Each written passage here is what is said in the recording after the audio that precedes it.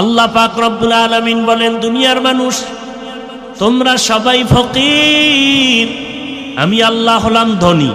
ধনীকে আল্লাহ শুধু ধনী না, প্রশংসিত ধনী। আল্লাহ বলেন আমার কাছে চাও।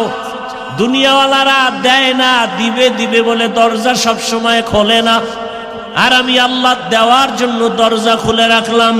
আমার কাছে হিন্দু চাইলেও পাবে, খ্রিস্টানেরা চাইলেও পায়।